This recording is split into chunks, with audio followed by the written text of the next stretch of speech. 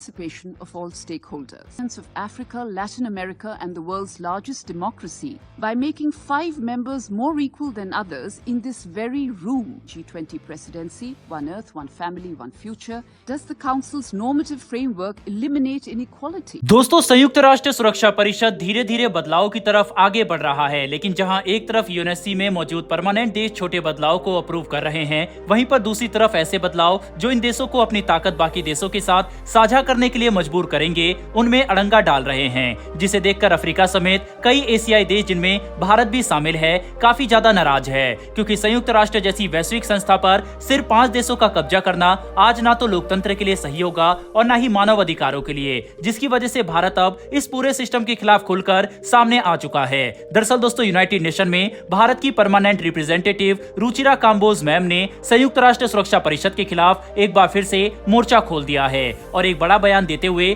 पूरी दुनिया से यह सवाल किया है कि एक ऐसा संगठन जहां पर 5 देश बाकी सभी देशों से ज्यादा ताकतवर है, क्या हम इसे इंक्लूसिव मान सकते हैं? क्योंकि ऐसा कोई भी संगठन जहां पर कुछ देशों का फैसला मेजोरिटी देशों पर एक तरफा लागू हो, उसे हम कभी भी लोकतांत्रिक या फिर इंक्लूसिव नहीं कह सकते। जो अब ये बात साफ कर रहा है कि भारत यूएनएससी में परमानेंट सीट और वीटो पावर जैसी व्यवस्था को देखकर फ्रस्ट्रेट हो चुका है। और दोस्तों, यहाँ पर बात सिर्फ कूटनीतिक हितों की ही नहीं, बल्कि एक आम भारतीय के तौर पर हम सभी इस बात को समझ सकते हैं कि संयुक्त राष्ट्र सुरक्षा परिषद आज काफी ज्यादा एक तरफा हो चुका है, क्योंकि चीन जैसा देश कई बार पाकिस्तानी आतंकवादियों को ग्लोबल टेररिस्ट घोषित होने से रोक सका, जिसने ये बात साफ कर दी कि जब तक वीटो पावर जैसी व्यवस्था रहेगी तब तक दुनिया में सभी देशों को बराबर अधिकार नहीं दिए जा सकते। इतना ही नहीं, बल्कि हम ये बात भी साफ तौर पर देख सकते हैं कि यूनाइटेड नेशन ग्लोबल लेवल पर शांति और कानून व्यवस्था बनाए रखने में भी असमर्थ रहा है, जिसके तहत सबसे पहले तो हमने अर्मीनिया और अजरबैजान के बीच एक भयानक युद्ध देखा।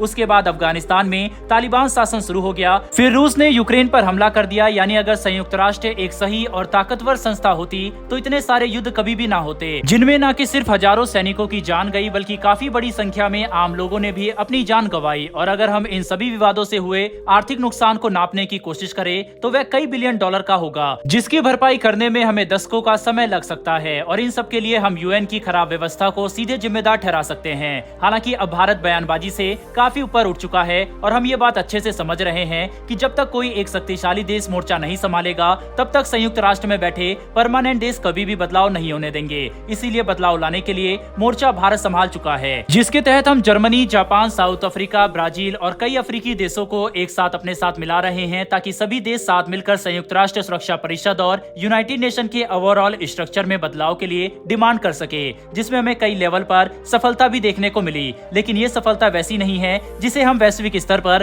कोई बड़ा बदलाव ला सके। इसीलिए संयुक्त राष्ट्र में मौजूद हमारे परमानेंट रिप्रेजेंटेटिव अब खुलकर बयान दे रहे हैं, ताकि सभी यूएनएससी देशों पर दबाव बनाया जा सके कि अगर अब उन्होंने संयुक्त राष्ट्र में बदलाव को मंजूरी नहीं दी और शांति से शक्ति का बंटवारा नहीं किया, तो ये पूरा संगठन बर्बाद हो सकता है। क्योंकि ज्यादा समय तक दुनिया भर के देश एक ऐसे संगठन का पालन नहीं करेंगे जिसके होने या ना होने से कोई फर्क ना पड़ता हो, जिसका नतीजा ये होगा कि अंत में कई सारे रीजनल संगठन सामने आएंगे जो संयुक्त राष्ट्र की जगह ले लेंगे। और इसे लेकर कई विशेषज्ञ पहले से ही चेतावनी भी दे रहे हैं कि अगर इस बार ऐसा कोई इवेंट होता है तो ये वैश्विक कानून व्यवस्था के लिए किसी भयानक आपदा से कम नहीं होगा, जिसकी वजह से भारत अपनी तरफ से पूरी कोशिश कर रहा है ताकि समय रहते संयुक्त राष्ट्र में बड़े बदलाव और जरूरी बदलाव लाए जा सके। इसके लिए हम न कि सिर्फ यूनाइटेड नेशन के प्लेटफॉर्म पर बड़े बयान दे रहे हैं, बल्कि एससीओ और G20 जैसे प्लेटफॉर्म का भी पूरा इस्तेमाल कर रहे हैं, ताकि दुनिया भर के देशों को यूनाइटेड नेशन में बदलाव के लिए एकत्रित किया जा सके। हालांकि हमें अमेरिका, ब्रिटेन, रूस और फ्रांस की तरफ से तो समर्थन देखने को मिला, लेकिन चीन ने अभी तक यूनाइटेड नेशन में बदलाव को लेकर